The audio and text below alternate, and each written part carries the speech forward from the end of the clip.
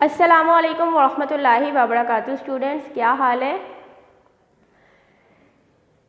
हम unit number 6 पढ़ रहे हैं। फर्स्ट लेक्चर में आपने ऑब्जेक्ट्स के बारे में पढ़ा था, सेकंड लेक्चर में हमने एक्सपेरिमेंट किया था और थर्ड लेक्चर जो है आपका वो था शैडो फॉर्मेशन, कि शैडो क्या होता है, उसकी डेफिनेशन हमने स्टडी की थी। उसके बाद शैडो फॉर्मेशन में आपने ये चीज़ पढ़ी थी कि शैडो की लोकेशन क्या होती है, शैडो का साइज़ किस चीज़ पे डिपेंड करता है और शैडो का शेप किस तरह की होती है। ठीक है, तो आज हमने जो पढ़ना है इस लेक्चर में वो है एक्लिप्स के बारे में, कि एक्लिप्स क्या होता है, एक्लिप्स की टाइप्स आपने पढ़नी है। ठीक है, तो सबसे पहले जो चीज़ हम डिस्कस करेंगे वो है एक्लिप्स, कि एक्लिप्स क्या होता है। एक्लिप्स को उर्दू में कहते हैं ग्रहण। जैसे आपने नाम सुना होगा, चांद ग्रहण है, सूरज ग्रहण होता है, तो एक्लिप्स इसी चीज़ को कहते हैं। लेकिन इससे पहले आपने एक और चीज़ भी जानना ज़रूरी है आपके लिए। जैसे कि आपको पता है 2-3 क्लास से 1 क्लास से हम ये चीज़ साइंस में पढ़ते आ रहे हैं कि जो ज़मीन है, अर्थ, वो सूरज के गिर्द रिवॉल्व करती है, मतलब घूमती है। ठीक है, और जो मून है वो अर्थ के गिर्द रिवॉल्व करता है।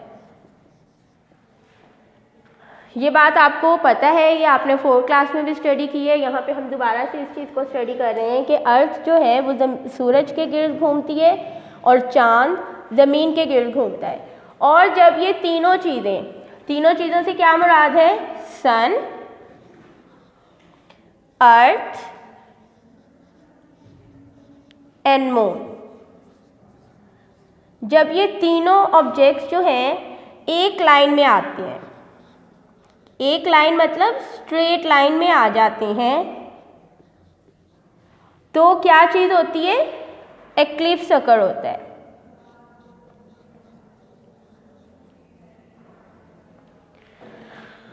अब जो एक्लिप्स की टाइप्स उन्होंने डिवाइड की हैं, टाइप्स मीन के सोलर एक्लिप्स कहा गया है सन को, लूनर एक्लिप्स कहा गया है मून को। ठीक है, जो इसकी टाइप्स हैं, टाइप्स ऑफ एक्लिप्स, कितनी है, 2। आपकी बुक में भी ये मेंशन है। ठीक है, बुक पेज नंबर आपका है 74 एंड 75। तो पहले आप लेक्चर ले लें, उसके बाद हम रीडिंग करेंगे एक दफ़ा, तब आप अपनी बुक ओपन कीजिएगा। टाइप्स ऑफ एक्लिप्स 2 होती हैं। एक टाइप है सोलर एक्लिप्स,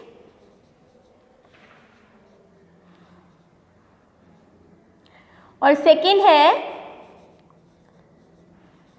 लूनर एक्लिप्स।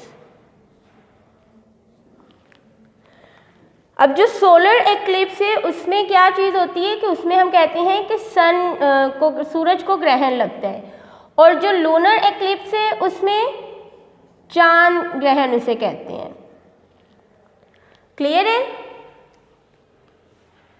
तो बेसिकली जो सोलर एक्लिप्स और लूनर एक्लिप्स होता है वो होता किस तरह से है कि जब सूरज, ज़मीन और चांद तीनों ऑब्जेक्ट्स एक लाइन में आ जाएं, स्ट्रेट लाइन में आ जाते हैं। स्ट्रेट लाइन में आने की वजह से एक्लिप्स होता है। और इसकी जो टाइप्स हैं, solar eclipse and lunar eclipse में सोलर को हम सूरज ग्रहण कहते हैं और लूनर एक्लिप्स में हम चांद ग्रहण कहते हैं इसको। तो बेसिकली इनकी पोजीशन चेंज होती है, जिसकी वजह से सोलर एक्लिप्स और लूनर एक्लिप्स होता है।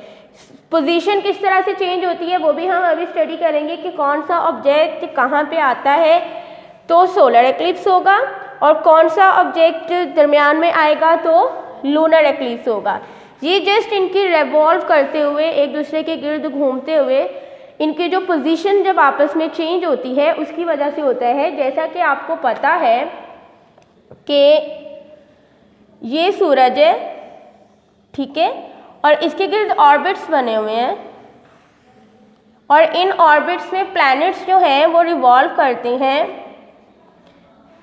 सूरज के गिर्द, ठीक है। अब हमारा थर्ड प्लैनेट है अर्थ। ये अर्थ मैंने यहाँ पे इसको मेंशन किया है कि ये अर्थ है, ठीक है।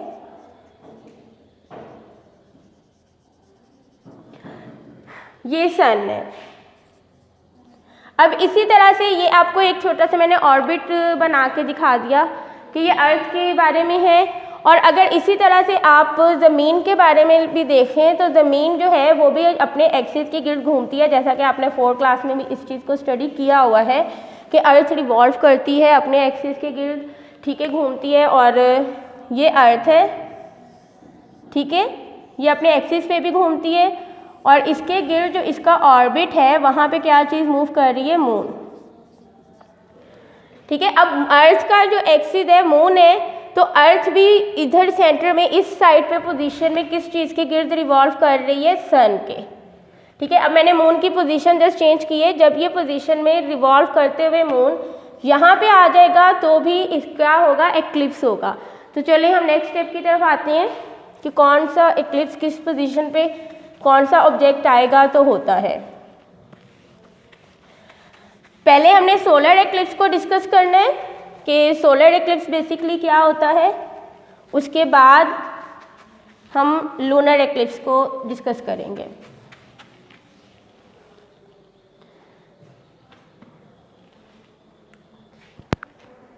हाँ जी, तो सोलर एक्लिप्स जो है पहले हमने इसको डिस्कस करना है। सोलर एक्लिप्स में क्या चीज़ होती है, सोलर एक्लिप्स में है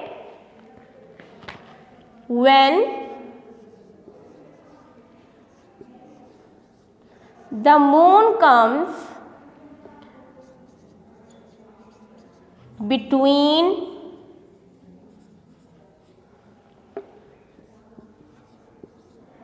the sun and earth, ठीक है। इट्स मीन कि जो चांद है वो सूरज और ज़मीन के दरमियान में आता है तो सोलर एक्लिप्स होता है। अब किस तरह से, यहाँ पे मैं डायग्राम बनाने लगी हूँ, आपने उसको देखना है कि किस तरह से आ रहा है। यहाँ पे मैंने सन की, जैसे आपकी बुक में मेंशन किया हुआ है एज इट इज़ मैंने यहाँ पे थोड़ा मेंशन किया है, ठीक है, सन। उसके बाद हम यहाँ पे बना रहे हैं मून। आपको पता है कि मून का साइज इतना ज़्यादा बड़ा नहीं होता, अर्थ जो है, और ये अर्थ के एक्सिस पे रिवॉल्व करना है इसने, ठीक है। पहले हम अर्थ का एक्सिस ड्रॉ कर रहे हैं। ये आपका क्वेश्चन भी है जिसमें आपने डायग्राम भी बनानी है और ठीक है। तो मैं अर्थ यहाँ पे बना रही हूँ। अब मून ज़मीन के ऑर्बिट पे रिवॉल्व कर रहा है, ठीक है। ये ऑर्बिट है, ये मून है और ये अर्थ। अब ये तीनों चीज़ें, मून के लिए मैंने जस्ट एम मेंशन किया है, ठीक है। सन, मून एंड अर्थ जब तीनों एक स्ट्रेट लाइन में आती हैं तो एक्लिप्स होता है। अब सोलर एक्लिप्स कैसे होगा कि जब चांद ज़मीन और सूरज के दरमियान में आ रहा है, ठीक है। किस तरह से, अब इसकी जो रेज है, सन रेज जब फॉल करती हैं मून के ऊपर, ठीक है, तो इसका शेडो यहाँ पे अर्थ के ऊपर आता है, ठीक है। मून का जो शेडो है वो ज़मीन के ऊपर गिर रहा होता है, जिसकी वजह से आपको लगता है कि सन डार्क शेड में आपको नज़र आ रहा होता है। जैसे कि आपको पता है moon is an opaque object है और ओपेक ऑब्जेक्ट में से लाइट जो है वो नहीं गुजर सकती। ये आपने स्टडी किया भी है कि अगर लाइट जो है वो स्ट्रेट लाइन में ट्रैवल करती है, अगर उसके सेंटर में कोई भी ऑब्जेक्ट आ जाए, ओपेक ऑब्जेक्ट आ जाए, तो उसमें से नहीं गुजर सकती। तो आपने फिर शेडो फॉर्मेशन पढ़ा था कि उस चीज़ का जो साया है वो बनता है और साया हमेशा ओपेक ऑब्जेक्ट के बिहाइंड होता है। यही स्टडी किया था हमने प्रीवियस लेक्चर में। तो इट्स मीन कि सन जो है उसकी लाइट मून के ऊपर पड़ रही है, मून का शेडो अर्थ के ऊपर पड़ता है। जो अर्थ के ऊपर रहने वाले लोग हैं वो जब सन की तरफ देखते हैं, पहले तो आपको देखना ही नहीं चाहिए, अवॉइड करते हैं इससे, क्योंकि ये हमारे लिए डेंजरस होता है आँखों के लिए, आईसाइट के लिए। तो जो अर्थ से आप अगर देखें सोलर एक्लिप्स को, तो मून आपको थोड़ा ब्लैक ब्लैक नज़र आ रहा होता है, सन जो है तो बेसिकली वो मून का शेडो होता है जो आपको उस टाइम पे नज़र आ रहा होता है। क्लियर है यहाँ तक? तो अब हम अपने सेकंड पॉइंट की तरफ आते हैं, that is lunar eclipse. Basically lunar eclipse, अब आपको ये चीज़ क्लियर हो गई होगी कि सोलर एक्लिप्स क्या होता है और अब जो लूनर एक्लिप्स है उसमें क्या होगा। ठीक है, सन ने वहीं पे रहना है, इन दोनों की पोजीशन, अर्थ और मून की पोजीशन चेंज होती रहती है, जिसकी वजह से एक्लिप्स अकर होते हैं। ठीक है, तो अब हमारा जो सेकंड पॉइंट है वो है लूनर एक्लिप्स। लूनर एक्लिप्स क्या है, अब मैं यहाँ पे राइट करने लगी हूँ,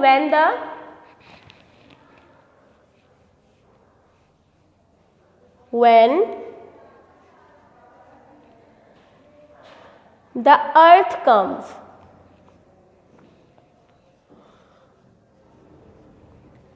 between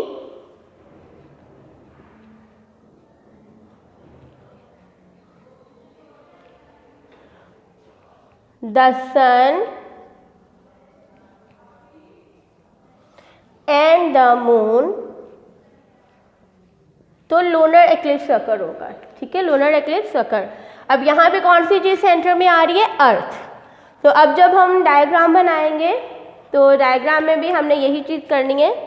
यहाँ पे मैंने सन ड्रॉ किया हाफ। ठीक है, पहले हम अर्थ ड्रॉ कर लेते हैं, स्ट्रेट लाइन में इनको ड्रॉ करना है आपने। ठीक है, और अर्थ का ऑर्बिट, क्योंकि इसके ऑर्बिट पे ही मून ने रिवॉल्व करना है। ठीक है, यहाँ पे है मून।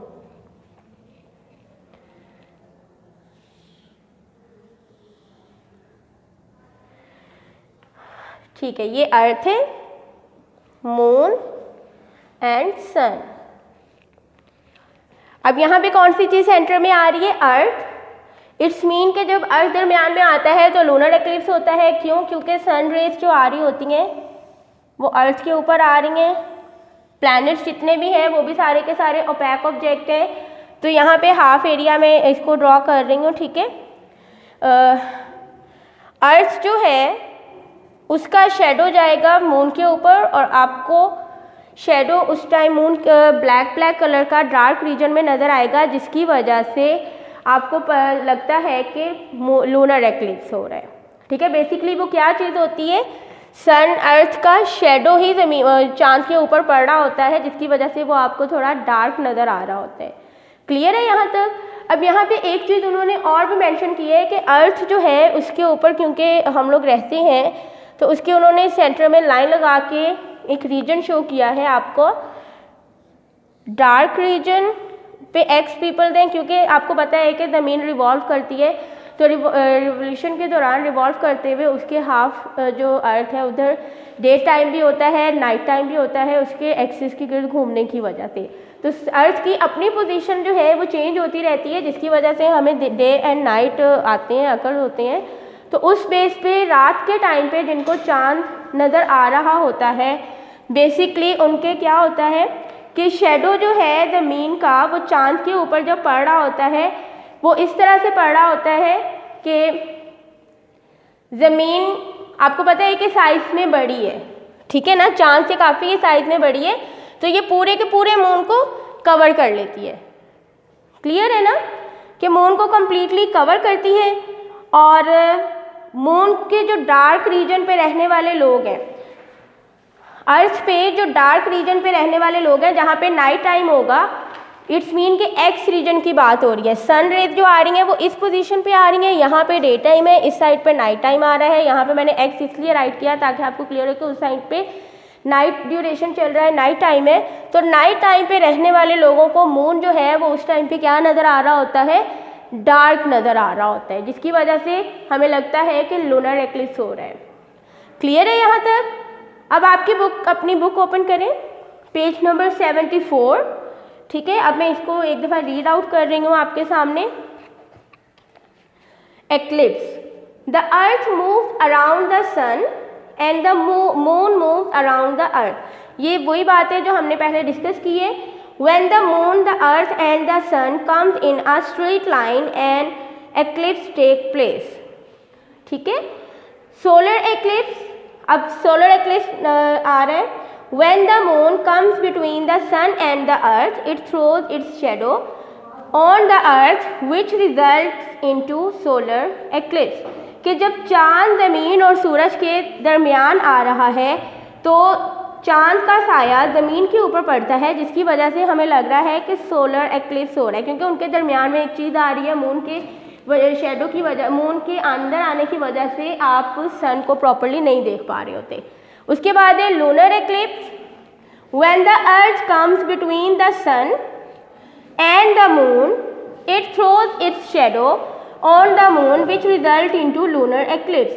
कि जब ज़मीन चांद और सूरज के दरमियान आ रही है तब चांद ग्रहण लगता है, लूनर एक्लिप्स होता है, और जो चांद का ज़मीन का साया है वो कम्प्लीटली मून को कवर कर लेता है। डायग्राम आपके सामने लूनर एक्लिप्स और सोलर एक्लिप्स की बनी हुई है, एज इट इज़ जैसे मैंने बनाई है, आपकी बुक के ऊपर भी है, वहाँ पे आप देख सकते हैं। ठीक है, और उसके बाद यहाँ पे एक पॉइंट है, एक लिखा हुआ, वो आप देखें। The shadow of the earth on the moon is so large so that it cover the full moon. कि ज़मीन का साया बहुत बड़ा है जिसकी वजह से वो पूरे चांद को कवर कर लेता है। When the moon is in the dark region of the earth shadow, कि जब चांद ज़मीन के साए की वजह से डार्क रीजन में जाता है तो जो एक्स पोजीशन पे रहने वाले लोग हैं उनको चांद क्लियर नज़र नहीं आता। ठीक है, इस साइड वालों को तो नज़र ही नहीं आएगा क्योंकि डे टाइम में सनलाइट इतनी ज़्यादा होती है कि आप उसको देख नहीं पाते। तो जो एक्स पोजीशन पे रहने वाले लोग हैं उनको मून क्लियर नज़र नहीं आता। ठीक है, moon for some time as no light falls from the sun, कि जब तक ज़मीन के ऊपर इसके ऊपर लाइट नहीं गिरती तब तक आपको नज़र नहीं आ रहा होता। आपको पता है कि तीनों चीज़ें रिवॉल्व कर रही हैं अपने अपने एक्सिस पे और एक दूसरे के गिर्द भी घूम रही हैं। तो जो लूनर एक्लिप्स या सोलर एक्लिप्स होता है वो कुछ टाइम के लिए होता है। कुछ टाइम के लिए किस तरह से होता है कि कुछ टाइम के बाद जब वो रिवॉल्व करते हुए हट जाते हैं एक दूसरे के रास्ते से, तो सोलर एक्लिप्स और लूनर एक्लिप्स भी ख़त्म हो जाता है। अब यहाँ पे एक बॉक्स है पेज नंबर 75 पे, वार्निंग राइट किया हुआ है, never look directly at solar eclipse, कि कभी भी सोलर एक्लिप्स को आपको डायरेक्ट नहीं देखना चाहिए। इवन थ्रू सन ग्लासेस, कि आपके पास सन ग्लासेस हों तो भी आपने इसको नहीं देखना। स्पेशल टाइप ऑफ, अब उसके लिए जो से ग्लासेस यूज़ हो रहे होते हैं वो आपको बता रहे हैं। Special type of dark blue glasses should be use to see the solar eclipse. Such glasses are used by the welders, के स्पेशल टाइप ऑफ ग्लास होते हैं, ग्लासेस होती हैं डार्क ब्लू कलर के, जो कि मोस्टली वेल्डर्स के पास होते हैं। जैसे वेल्डर्स के पास ग्लासेस यूज़ करते हैं, तो वो ग्लासेस अगर आपके पास अवेलेबल हैं तो आप देख सकते हैं। उसके अलावा एक्सरे, एक कॉमन सी ब्लू कलर का एक्सरे जो होता है उसके थ्रू भी आप देख सकते हैं। सो अब हम आते हैं अपनी एक्सरसाइज की तरफ कि हमारे कौन से क्वेश्चन आ रहे हैं। इसमें आपकी एक्सरसाइज में भी सोलर एक्लिप्स और लूनर एक्लिप्स के बारे में है कि आपने एक्सप्लेन करना है कि सोलर एक्लिप्स क्या होता है और लूनर एक्लिप्स क्या होता है। तो अपनी नोटबुक्स ओपन कर लें, एक्सरसाइज हम करने लगे हैं, question answers.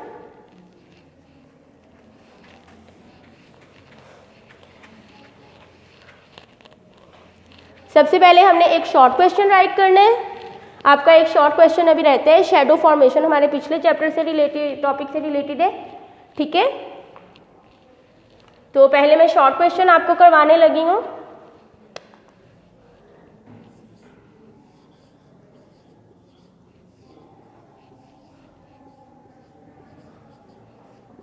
Short question, okay बेटा, आप अपनी बुक का पेज नंबर 79 ओपन कर ले, वहाँ पे क्वेश्चन राइट किया हुआ है। ठीक है, क्वेश्चन नंबर 3, ये आपका शॉर्ट क्वेश्चन नंबर 3 है और आज हमने लॉन्ग क्वेश्चन नंबर भी 3 ही करना है। ठीक है, the moon is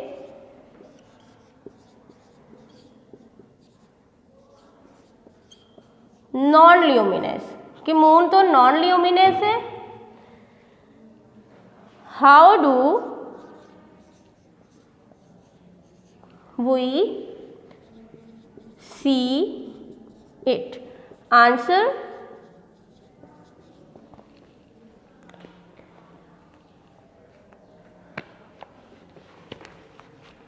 when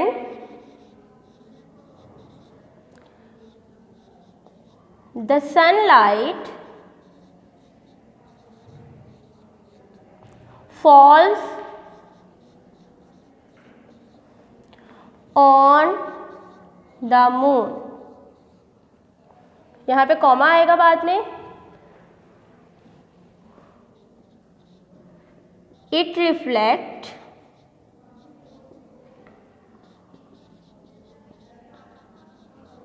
the sunlight and we see it। ठीक है, किस तरह से ये नाइट टाइम की बात हो रही है कि नाइट टाइम पे मून जो है वो नॉन ल्यूमिनस है, फिर भी आपको कैसे नज़र आता है कि जब सनलाइट जो है, सन जो है वो अपनी लाइट फॉल करता है ज़मीन चांद के ऊपर गिरती है, तो एज ए रिज़ल्ट मून जो है वो आपको सनलाइट रिफ्लेक्ट करता है। ठीक है, जिसके रिजल्ट में हमें चांद नज़र आता है। और अब हम आते हैं अपने लॉन्ग क्वेश्चन की तरफ। लॉन्ग क्वेश्चन है आपका,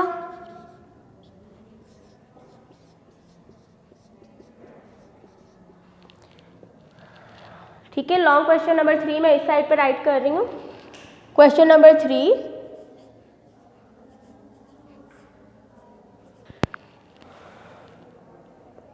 explain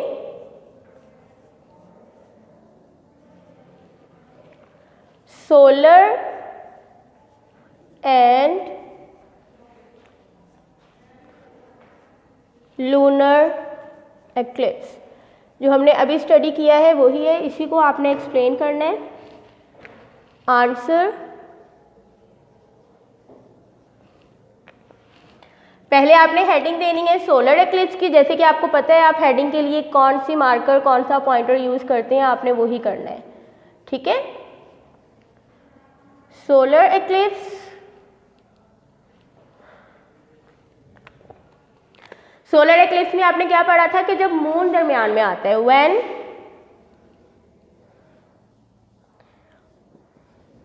the moon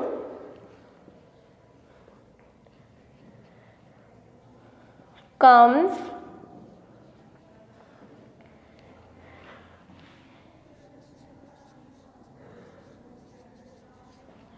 between the sun and earth.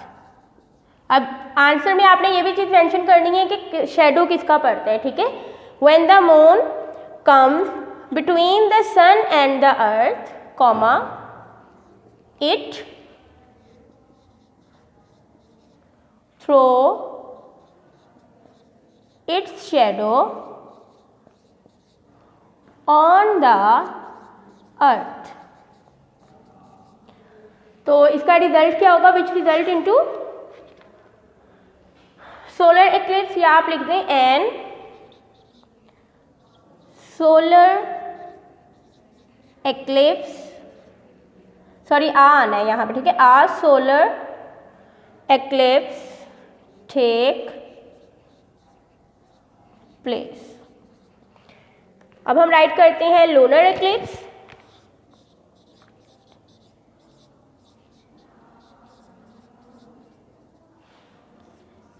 As it is जैसे आपकी बुक में मेंशन है सेम वैसे ही मैं आपको राइट करवा रही हूँ। ठीक है, कोई इसमें खास चेंजिंग नहीं है। When the earth comes, when the earth comes between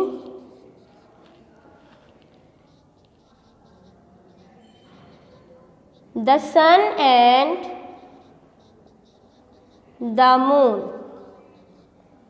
ठीक है, इसके बाद आपने कॉमा लगाना है। It throws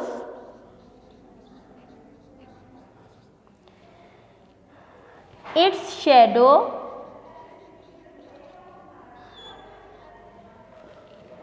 on the earth which result into, sorry यहाँ पे मून आना है, ठीक है, ऑन द मून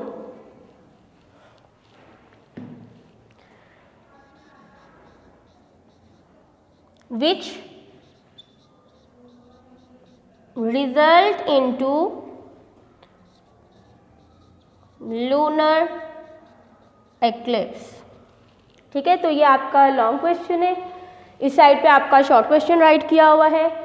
एक दफ़ा मैं रीड कर देती हूँ। Solar eclipse, when the moon comes between the sun and the earth it throws its shadow on the earth आज सोलर एक्लिप्स टेक प्लेस। ठीक है, उसके बाद लूनर एक्लिप्स है when the earth comes between the sun and the moon it throws its shadow on the moon which result into lunar eclipse. तो ये हमारा आज का वर्क था। इस साइड पे आपने शॉर्ट क्वेश्चन राइट किया हुआ है, उस साइड पर लॉन्ग है। आपने इसको नीट राइटिंग में अपनी नोटबुक्स के ऊपर राइट कर लेना है। क्लियर है? ओके बेटा, अल्लाह हाफिज़।